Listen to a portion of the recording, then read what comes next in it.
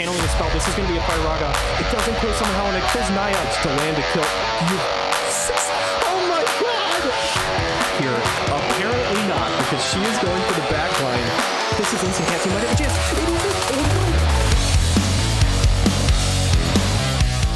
What's up, everybody? My name is Kason. Welcome back to the WDL. This is Season 4, Week 6 of the Champions League, and we are having a bunch of really good fights for you guys today. Should be really exciting.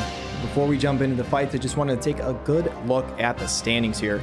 We've got three teams right at the top at a 5-2 record. We've got Sandrooster in first place, MacRain in second, and Maverick in third due to some of those head-to-head tiebreakers. After that, we've got JesusLBL with a 4-2 record. We are still missing his fight versus MaechenX, which is why you're going to see him and Machen having one less game played than everybody else. Jesus has been on vacation and wasn't able to get that match in.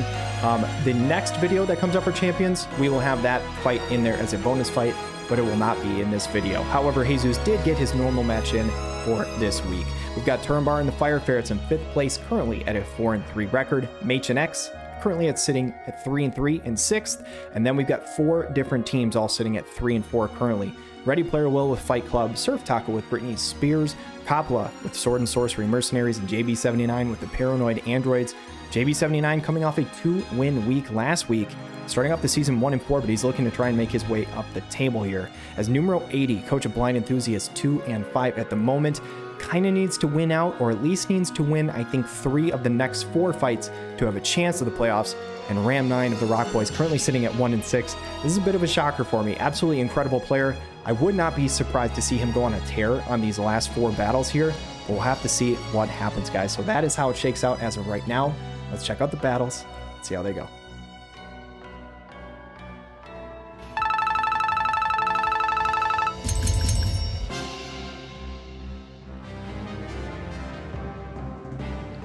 The first battle of Week 7 Champions League, we've got the team who is currently in first place, Sandrooster's Unicorn Gunfight 2 Electric Boogaloo versus the Sword and Sorcery Mercenaries. To nobody's surprise, we have the full Mace comp coming out from Sandrooster here. This team has been a force to be reckoned with. Does Coppola finally have the answer to take this team down?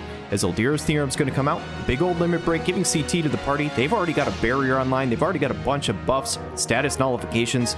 There's just so many damn things that you have to get through here. And on the other side, Coppola is using one of my favorite units in the game, Scarlet, alongside Gargus and Kadia here. So these two magic DPS units looking to try and eat through them as Kadia supports them in the back. Scarlet channeling spell. Curious to see if it's Time Mage or if it's a movement spell. Hallowed Ray from Mashri just nuking the shit out of Gargus. And is he going to die before he gets to do anything here? Level 4 Waterga comes through. Gargus is now dead. And that positioning, unfortunate for Coppola, not working out for him here, as it looks like it is the Time Mage sub for Scarlet. He is nice and hasted up, but is he going to get an opportunity to carry this fight, as he's going to have to basically go solo bolo here? Gargus is down, and I don't know if Kadia is going to be able to get to the other side of the map to bring him back. Zombie TMR is here for Scarlet, though. There's no re-raise removal on the other side, which means he is going to get that full benefit of that. And if there was any unit who could take advantage of this kind of like 1v3 scenario as a DPS, it would be Scarlet with a healer in the back to keep him topped up. We'll see if they can pull it off, though. Resist Magic's going to make it even harder, as Spirit and Magic Attack Resist both go up. And this is the limit break from Catone. This does have a chance to put these units to sleep. I didn't see if there was any sort of sleep nullification on the other side. It looks like it does not land, though. The haste is now here for Catone as well, making her nice and speedy. I actually expected a flare to come out from Scarlet here to break barrier, but interestingly enough, going with the Divine Thunder Summon, this actually does kind of make sense with Calamity Guard, as the first hit will break the barrier and then the next 2 hits deal damage. So that actually does kind of make sense. It'll deal more damage, but even that nuking limit break should typically do a ton because it breaks AoE res. Catone tanks that up so nicely. And this has been the most impressive unit, I think, on Sandrooster's team. If there's anybody I slept on, it is this Summer Catone, as she continues to deal out damage. Calamity Guard getting refreshed by Kadia, but she actually doesn't go for a heal. They weren't low enough quite yet. Scarlet, can he take her out with a flare? No, he's going to go Thundergo Disposer. So interestingly enough, continuing with the AoE attack here, as a Calamity Guard's going to get refreshed. And obviously the Calamity Guard paralysis nullification can also be helpful because Skullhound's Limit Break never had a chance to paralyze. Can Kadia take these two units out? Not quite. They're bulky enough. They're going to survive. Ildira might just be able to reach a heal there here. Height 2 Kuraga's 11,000. And man, oh man, I said this before, unless you have major healing power down, this is so hard to get through on Sandrooster's side. Knight's Blessing coming up from Katia. 3-hit barrier and massive heal back though. If Skahal could potentially just take out one unit, this team from Coppola's side might actually be able to survive the damage, as the damage is not crazy right now from Sandrooster's side. It's being tanked up quite well by this Skahal and Katia. As Hallowed Ray only doing 2,500, it's pretty impressive. So I don't know if it's just a ton of spirit and magic resist. I've said before, not a lot of penetrations from Sandrooster's side. He's basically just going to outlast you because he's so damn bulky. As Katia goes for the Curative Prayer, this is a fully healthy Skahal. He still has his re-raise. Can he take out the Ildira? He's got the elemental advantage. He's going to go for the Flare here. How much damage is it going to do? 6,400 is a good chunk, but he needs to get off one more spell here to get her down for the count. As Mashri's going to go next, going to go for the Hallowed Ray, procs the Courage onto Skahal. Ildira, I think, is low enough, so we're just going to go for a heal on herself, and she will. Everybody topped up again. And this pesky Maze team just continues to be a thorn in the side of this entire league. It is so damn good here. As a Curative Prayer comes in, tops off the Skahal again. He's fully healthy. Can it find an AoE on all three? He might just be able to with the Thundaga. He's going to go for it. I didn't even see lightning attack resist down on a couple of those units, so it looks like debuff for multiple. It did drop on the Katone, but Mashri putting in the work here. Good damage. Katone's going to hit the standard attack. The re-raise will bring him back. Katia should be able to heal him to full, but unless he can kill somebody on this turn, which based off the damage I've seen, I don't think he can. I don't know how Coppola wins this. Ildira's going to top them up again. And this Maze team is just so ridiculous, and it's not even just in WDL. We've seen it Friday Night Fights put in the work. Skahal has put out so many hits. He is now out of AP where he just has to standard attack the Katone. The Holy Knight Triad's going to come out, and we've only got 5 actions left, guys. There is a situation where we have 5 healthy units at the end of this fight. Unevadable Pain just barely doesn't take out the Skahal. There is the Curative Prayer topping up the Skahal again. And this Immortal Skahal is doing just that. It's just that he can't seem to kill anybody. With only 20 AP, I don't see a scenario where he one-shots. He's going to go for the Thunder on Ildira. 6,300 is good, but again, he needs one more hit to be able to do that. Radiant Twin Strike actually doing 3,400 on the first hit, chaining another 5k. And Mashri's going to end it in style. Skahal will live on his courage, but based on the 3v2 alive here, Sandrooster's going to pick up another win. Electric Boogaloo continuing their dominant reign here. Let's check out the next fight.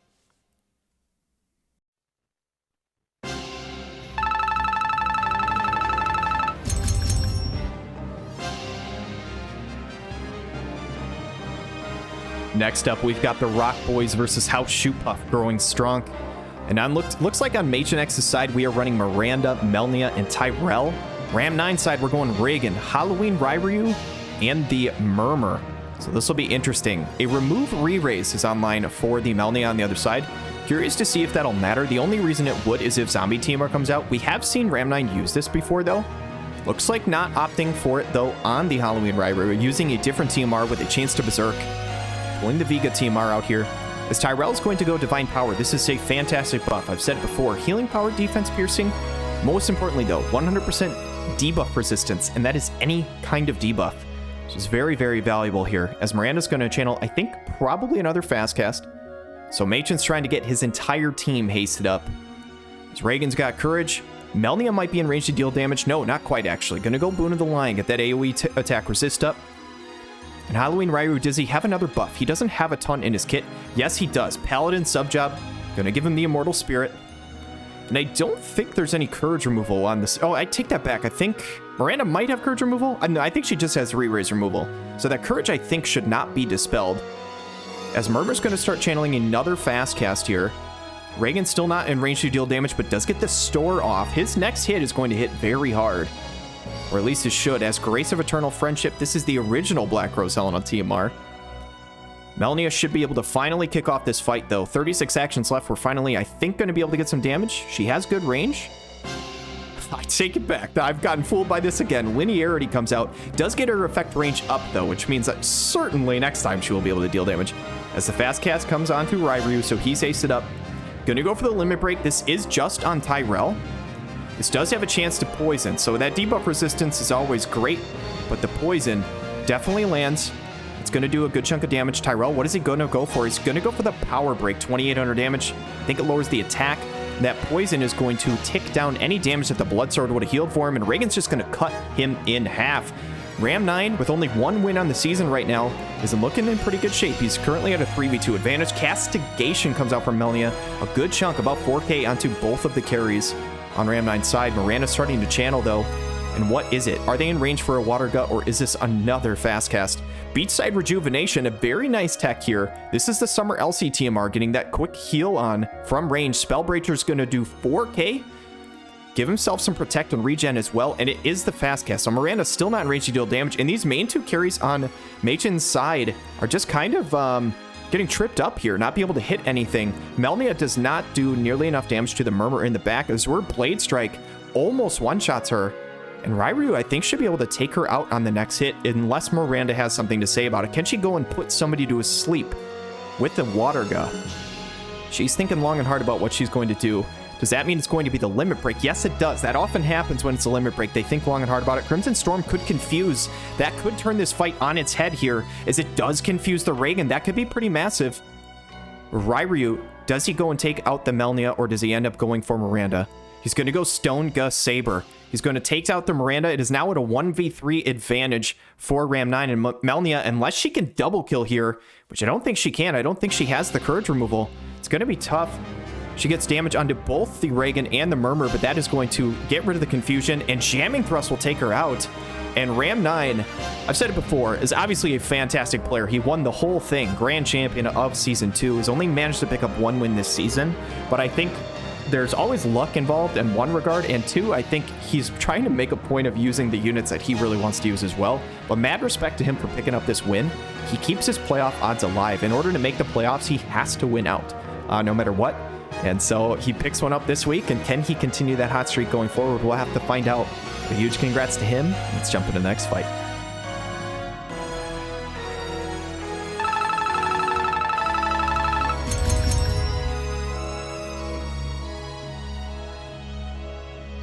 Next up, we've got Fight Club versus the Strawhats. ReadyPlayerWill versus Jesus, and it looks like on Will's side, he's running Perrine, Rosa, and Raldor, and on Jesus' side, he's going with the Bart's comp. He's going Boko's Protection on turn 1, alongside the Silma and the Uni. Gives him a nice little physical shield, gives AoE resist, all good things, as the Agility Up TMR is being used by Silma. Fairy Guard on Rosa is very, very interesting. Winter Raft TMR, obviously giving unit attack resist to the holder and one other person. Could be quite useful here, as it looks like unit attack resist up on the entire team. So ReadyPlayerWill very prepared for this Bart's with all of this unit attack resist. Punishing Slow Arrow comes in for 172. The follow-up is not been used by Bart's yet, as Jamming Thrust comes in for 4,300. So very crucially, even with all the unit attack resist, obviously ReadyPlayerWill doesn't want to take that extra chip. Now he does have the follow-up attack online, though. And how fast can they chew through this Raldor, as these other 2 units are on the opposite side of the map?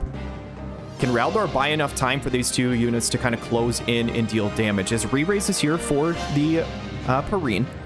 Raldor going to regen, so that's a nice bit of way to mitigate damage from the follow-ups as well.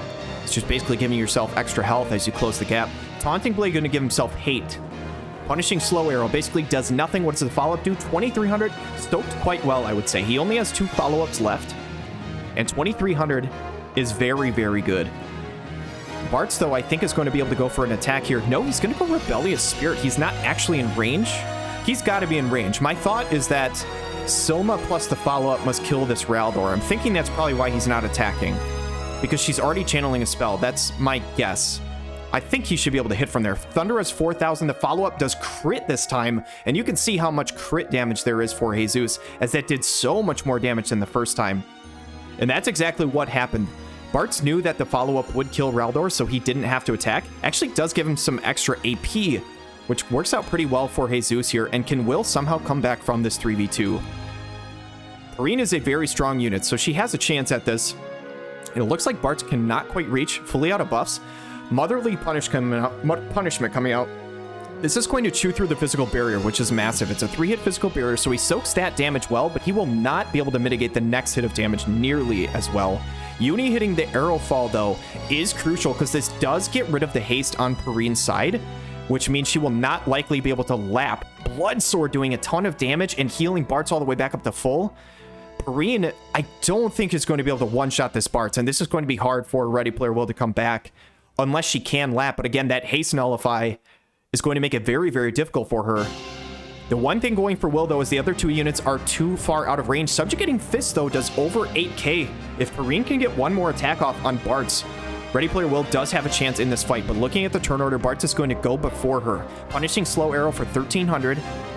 So I'm going to start channeling. Is Rosa in attack mode or healer mode, though? I don't know her AI well enough. It looks like she's in attack mode. Ice Crystal Arrow is going to take out the Bartz. And wait just a minute. ReadyPlayerWill might have a chance here. Vortex Kick onto both units. One-shots the Uni. Silma, barely survives. Still channeling her spell, but it is not damage. It's a fast cast. Going to haste herself up. I mean, how much damage can she do? Resistance Break is not nearly enough. It's going to remove the re-raise. But Rosa and Perrine are going to be able to clean this up. And it looked like this fight was going decently well for Jesus with the early 3v2. But honestly, good prep by ReadyPlayerWill. He should be able to clean this up. It's going to be a full heal onto the Perrine. She should be able to seal the deal against this Silma with an upsurge. And man, oh man, ReadyPlayerWill and Fight Club end up picking up the victory. I will say, well played by both sides, obviously. I called out right from the beginning. Both TMRs, or two TMRs being used. So both on Raldor, on Perrine, on Rosa, on everybody. Getting that unit attack resist up. Excellent way to mitigate Bartz's follow-up damage. Bartz is obviously a fantastic unit where if he gets up close and personal, he can still hit you really hard regardless. But it really mitigates the value of the Uni and the Silma, essentially, by getting that unit attack resist up, because it makes it so that those other two units can't beat you because the follow-up doesn't hit nearly as hard. However, that being said, that one-time Bartz crit still almost did 5k, so obviously the build is very, very well done by Jesus as well. Yeah, I mean, I have nothing but good things to say about both of these players, but it was very, very well done by Will. And the big kill by Rosa was honestly the turn in the fight. If she went for a heal or something like that instead of damage, I have no doubt that Jesus would have won this fight. So Rosa coming in clutch there, and let's check out the next battle.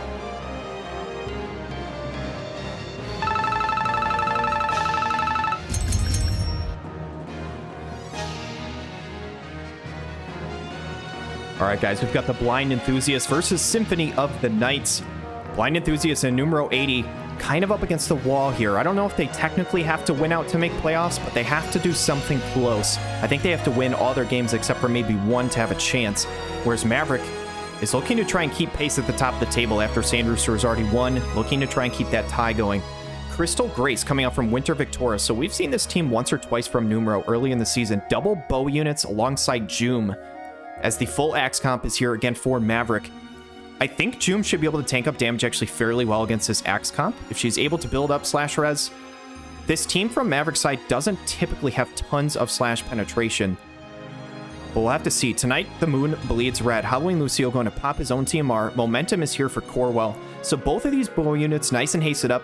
They do both have barrier breaks as well as giant physical health shields are on the side of the Axe team. Honestly, Victoria taking that shifting smash quite well.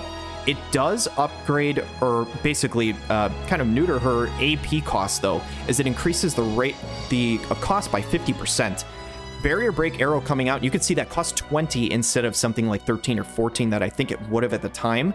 So true striking arrow though coming out, and Grifford is down to half health. So early on, this is looking pretty decent for numero here. A sharp spear comes out, attack up, crit up.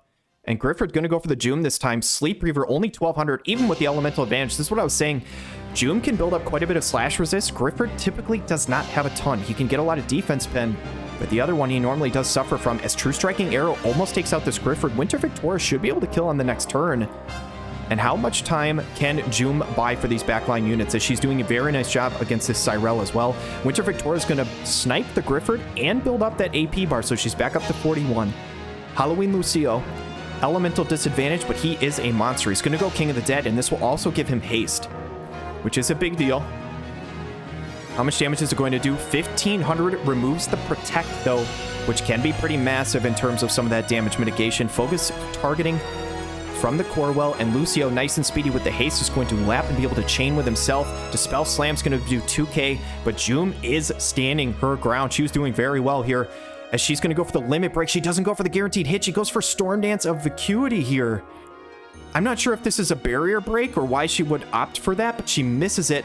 Does get some factors in here that can somehow mitigate some of that physical damage, but Cyrell says, I don't give a shit about it. Twisting Dissipator is going to take her out, and these bow units are being encroached on quickly. Dispel Spread, though, comes out. And maybe it was a barrier break from June because the HP barrier is not there for Halloween Lucio. Gorwell barely doesn't take out the Lucio. He just survives with 32 HP. He is going to close the gap. The Mortal Draw is going to take out the Winter Victoria. And I think that's the chances for Numero right here as Frost Axe is going to come in. Almost kills the Gorwell. Not quite. With only 6 AP, he's not going to be able to kill. Can he lap this Cyrell and deal damage? The answer is no. Cyrell is going to get another opportunity. Going to go for the Dark Tetra Esper, 1501 damage. And that was actually an insanely close fight. Great prep by Numero, honestly. That team had a very real chance. If he did 32 more damage to Halloween Lucio, I think Numero 80 takes that victory. So well done by him. And even better by Maverick as well, obviously. This Axe team has been just a force to be reckoned with. And very, very well done all season up to this point. But yeah, very, very well played by both players. We've got a couple more fights for you guys.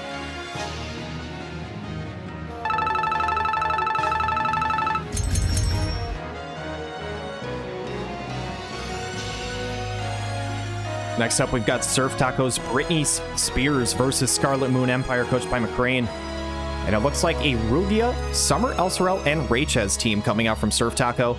And on the other side from MacRain, we've got the old reliable Elda Leonis alongside the Shells. And this time we've got Oberon backing them up for DPS. I don't think we've seen the Oberon come out yet, I don't believe. But I'm not 100% certain of that. As the instantaneous Tidal Calling gives a number of really good elemental resistances, unit attack resistance as well. The Wind Veritas TMR being popped by the Oberon. Obviously going to mitigate some of that AP on the other side. And Shell's going to come in. This should be a limit break, which it looks like the Courage is already online for Elda, which means she is going to opt for the Oberon. And this is one of the biggest things for MacRain's team, is his entire team essentially always has Courage. As she's going to get that on, she also gets Hate Down. And Rachez, what is she going to go for?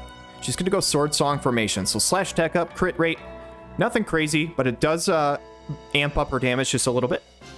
Effect range for Rugia, always going to be nice. And looking at the movement, he's only moving one space. So he does have something in his kit that mitigates, or rather lowers how much he can move by one space. And he also must be running Bowtie. The nice thing, though, is for Rugia, he uses that ability, gets Hate Down. So the Bowtie doesn't matter nearly as much, as he does still get his hate below 0. And can only move one space, which obviously for these long-range units, you're trying to keep them far back. Rachez should not be able to reach any sort of damage. Just going to refresh the Sword Song Formation.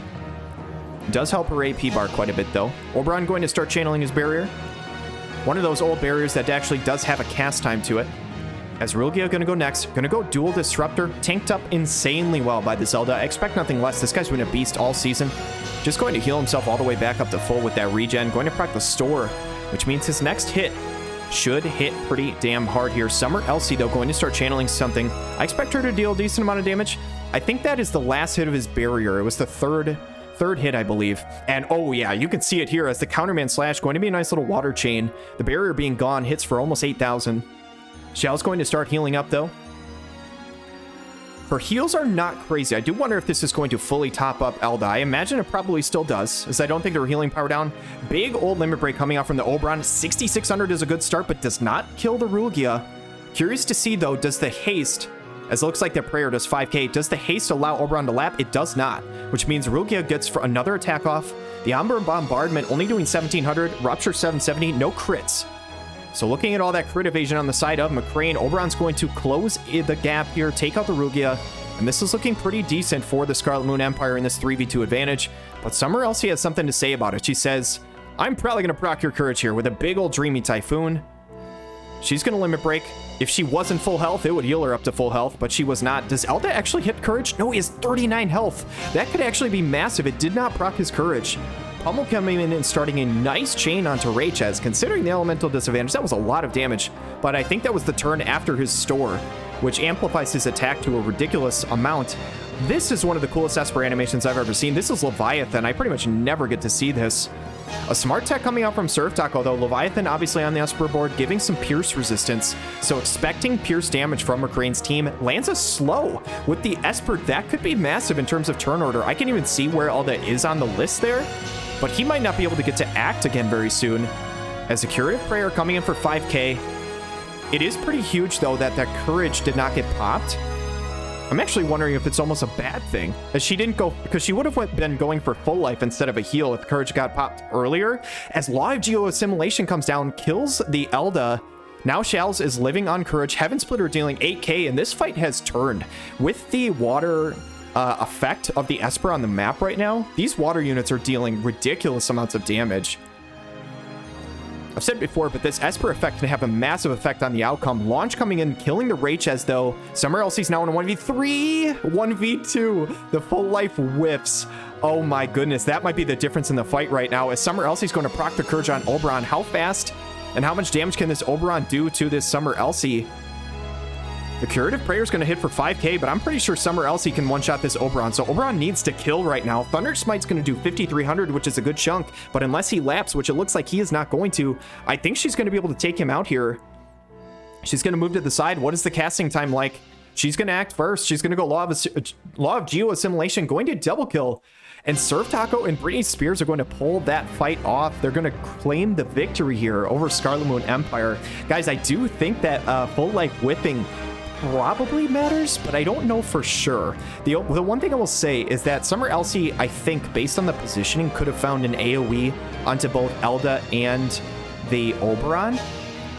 She certainly would have one-shot Oberon. She would have done probably like damage cap numbers to Elda as he popped up with this Esper effect on board. I genuinely think it probably would have done similar numbers. So I don't know for sure if that full life missing mattered or not, but regardless, SurfTaco picks up the win, and that is actually huge for him because that definitely helps him keep pace in terms of the playoff push, because there are a number of teams right around that 4-4 mark. So that's a pretty huge win, but we've got one more fight for you guys. Let's check it out.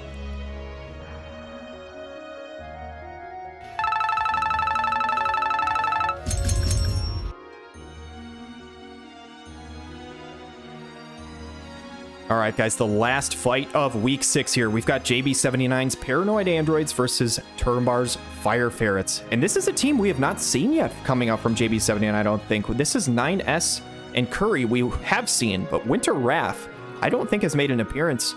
And Winter Wrath could be pretty successful against this team. Has the elemental advantage versus Glaciella. Could be good against Renan. The thing is, though, she's getting baited out right here. I think she's going for damage before she can get any buffs. I think this is bad news for JB, as it looks like the big old buff comes out from Belade.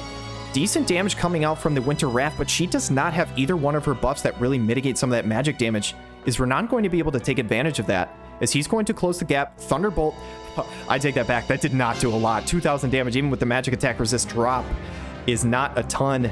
What can Glaciella do, though? With only 79 AP, Surge Strike comes in for 1,700, and this Winter Wrath says, I don't give a shit about all the buffs. I'm going to be just fine. She's going to go Befuddling Spearfall here. Good damage onto that Glaciella again. Can Valade bring her health bar back up? Kurata's going to come out.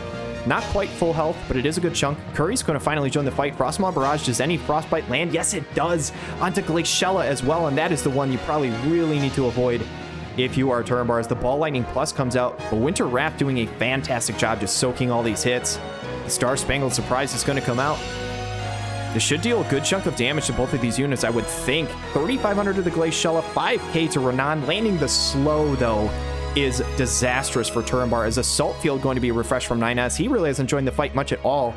This is pretty much a 1v2 with Curry getting the Frostbite and Winter Wrath doing the rest. Valade, though, should be able to get an AoE heal, I think. I expect a Cura. No, it's a Curata. So I don't know if he has the Cura turned off, just going for the single target's heals, or if he opted just to get one unit's health full. Not entirely sure, but Neural Hacking should hit really damn hard. This is, I think, a 30% unit attack resist drop. 7,300 damage is a really good start here for 9S. And JB79 with a Befuddling Spearfall going to take out both of these units. Started off the season, I think, 1-4. Has ripped off 2 straight wins last week and is now looking for another one against Turambar. He is making a very strong push in this season. He's going to pick up another victory, a very convincing win here, and that is a huge win and a huge congratulations to the Paranoid Androids, going to end off week 6 in style. again, starting off the season 1-4, now 4-4. I think JB has a very, very good spot to make the playoffs. I said earlier, I said, don't let this guy catch fire. Don't let him into the tournament, because I don't think you want that situation. But man, heck of a fight, heck of a week. And let's check out the standings. All right, guys, all of the Week 6 battles in the books. This is how it looks heading into Week 7 for Champions League. Nothing is clinched. Not a single team has clinched the playoff spot. Not a single team is eliminated from playoffs. Now, the bottom teams will have to win out to make it, and the bottom teams pretty much have to lose out to not make it. But it's going to be interesting. We've got Sandrooster still in first place, picking up a win this week. That Mace team seems to be unstoppable. Unicorn Gunfight 2, Electric Boogaloo, 6-2. We've got Maverick, Symphony of the Knights, also 6-2. Another team that seems to be unstoppable, that Axe team, is crazy. MacRain, coach of Scarlet Moon Empire, currently sitting at 5-3, still maintaining that 3rd seed here. Obviously, taking a loss this week to SurfTaco was a big deal, but currently sits in 3rd. Not a bad place to be. JesusLBL, coach of the Strawhats, obviously lost this week, but having a extra game to play, he could still easily make his way up the table. Still plays against MaechenX and has an extra fight compared to everyone else.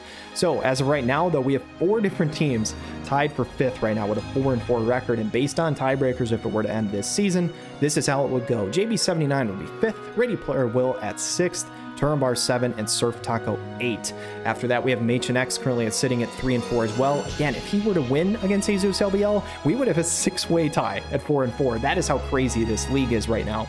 Coppola, coach of Sword and Sorcery Mercenaries, currently sitting at 3-5, probably going to have to win bare minimum 2 of his last 3 matches, maybe all 3 to make it. And the bottom 2 teams are going to have to win all 3 of their last battles to have a chance, and even then would have to win some sort of tiebreaker scenario to make that top 6. But Ram 9 and Numero 80, your chances are not gone. You got to try and win those last 3 weeks. So it's going to be interesting to see how this plays out, guys. We've got a bunch of ridiculously good players in this league. It's been really entertaining, at least for me to cast, and I hope it's been entertaining for you guys to watch as well. I really enjoyed the addition of the Champions League, as every battle is just so damn good. So hope you guys enjoyed this video. We've got a few more coming out for you this week, and look forward to those. So until then, have a wonderful day.